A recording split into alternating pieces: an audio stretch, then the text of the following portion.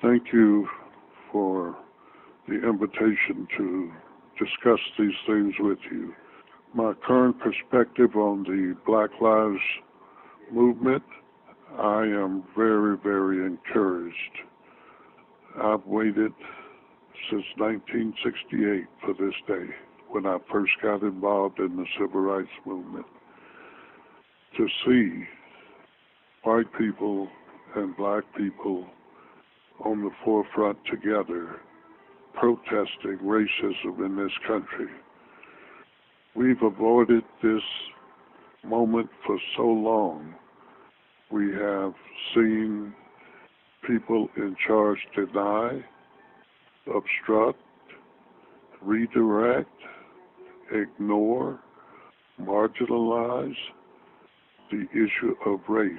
It's a topic that made people uncomfortable, but we've finally come to the point where young black activists are now saying we want a different society. We want change in our society. We want people to be treated equally. As long as we were saying it as black people, no one listened. But now that whites are getting involved saying, hey, we have a problem and we're going to work together to solve it, that just makes my day. So that's my perspective on that. So what does the future look like? If we continue with the discussions, see, this is all we ever ask is that, hey, listen to what we have to say. If it's reasonable, then let's do something. If it's unreasonable, let's talk about it. But we never, ever had a discussion about race like we're having today. I know it makes people feel uncomfortable, but I always feel that in order to be comfortable with something, you have to feel some discomfort. That's just the way human nature is. And the more we understand, the more we know, the more we discuss, the better off we're going to be as a society.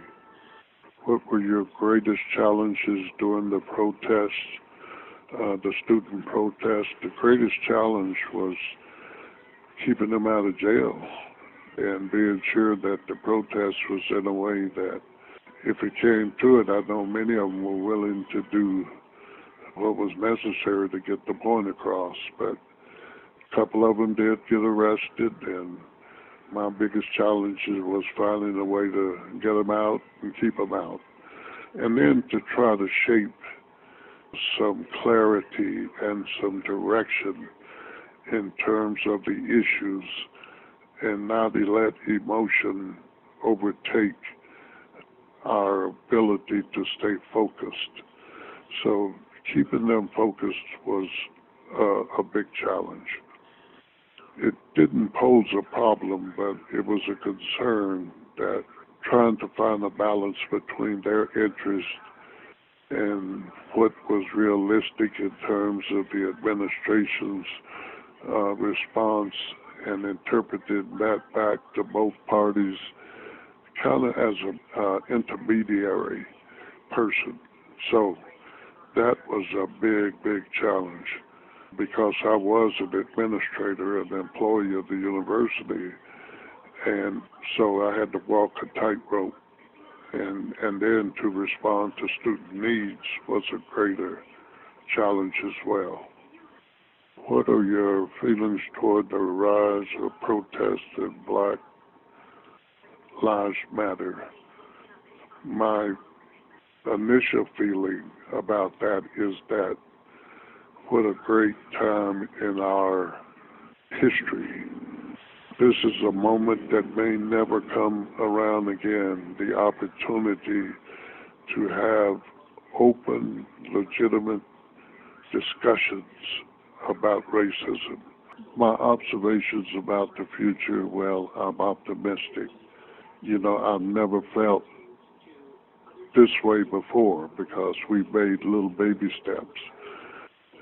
But we had made a huge step when Governor Lyndon Johnson signed the Civil Rights Act. we were very, very optimistic. But then we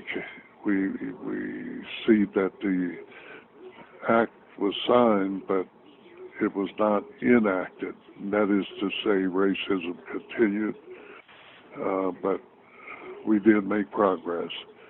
But I think we're going to make greater progress now because people are talking more openly about racism and how people feel when they're discriminated against.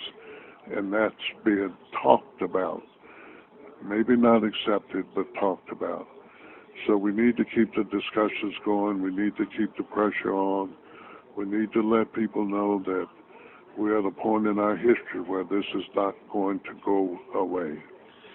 So the Black Lives Movement has turned into a worldwide situation, and all over the world people are talking about this issue of race. We got to get this behind us, and I hope we can do it in my lifetime. Take care, God bless, and if you need anything more, let me know.